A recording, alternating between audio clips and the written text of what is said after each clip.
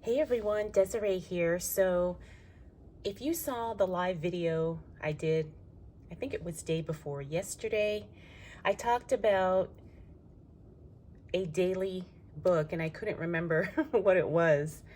And I said it's kind of like a devotional, but it's not a devotional because it's not religious based at all. But this was the book I was talking about, The Daily Laws by Robert Greene. And you can see it has 366 meditations on power, seduction, mastery, strategy, and human nature. Now, I have read several of Robert Greene's books and I love them all. And I always learn something. It's always very insightful.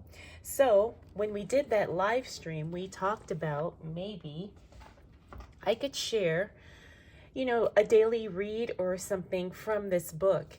So I'm going to do that today, and you guys can let me know what you think. And if you enjoy this, I can do these daily, and then I can share them and we can discuss them. Maybe we can give our feedback, whatever the case may be. So we are on January 7th.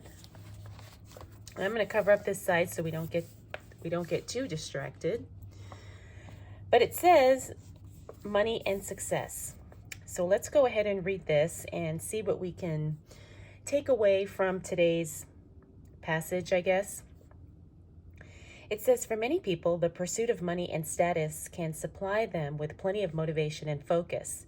Such types would consider figuring out their calling in life a monumental waste of time and an antiquated notion.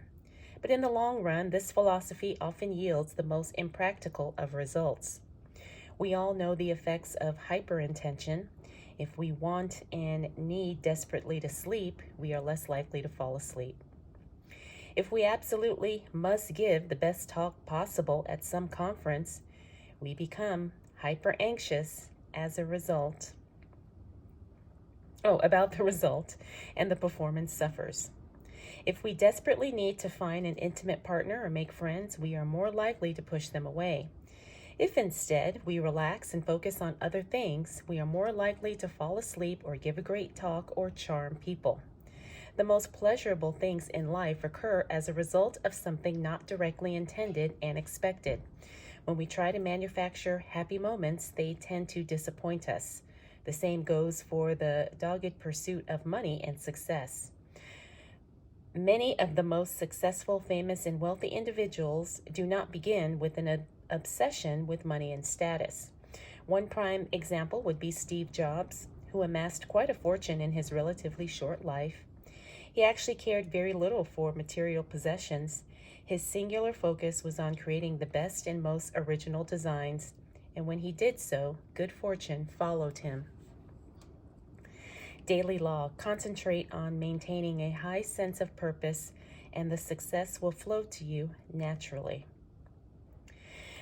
So I know I have been guilty of this. I've been in certain situations or seasons of my life where, I needed to make money, and that was the motivation to do anything. It's like, well, I need to make money, I need to pay the bills, whatever. But I have noticed that sometimes when you do that, you get burnt out very quickly, or you end up wasting a lot of time because your action is just mindless or very scattered or unintentional, or like he talks about here, not purposeful.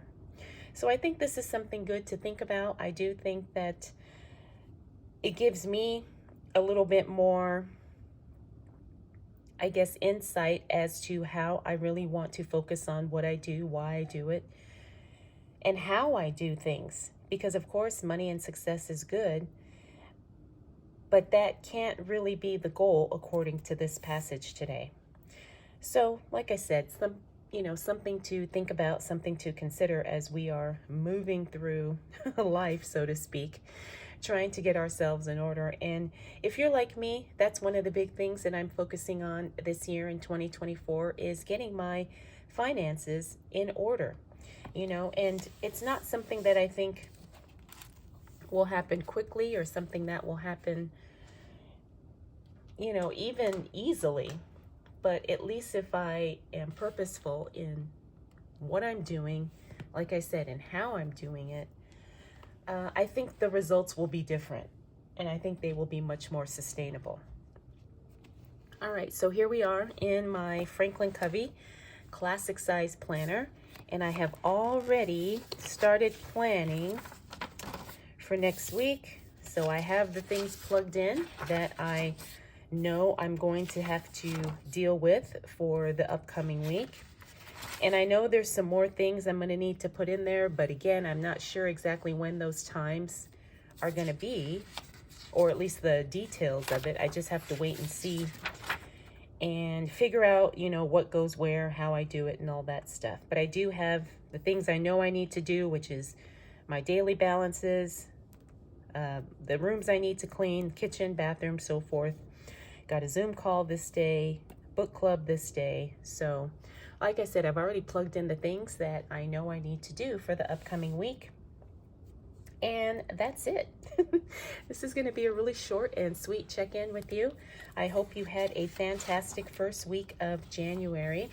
I know for me, it has been kind of a little bit chaotic because I feel like we're getting back into schedule. You know, my son went back to school, so we had to get back into the routine and get back into, you know, wake up times, go to bed times, all the things that you need to do.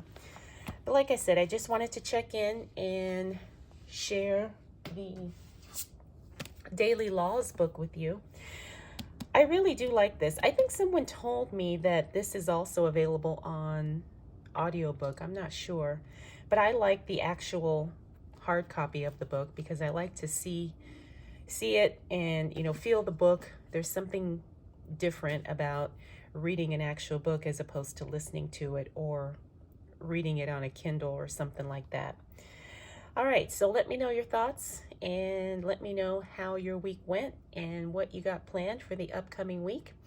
Thank you so much for hanging out with me, and I'll check in with you again really soon.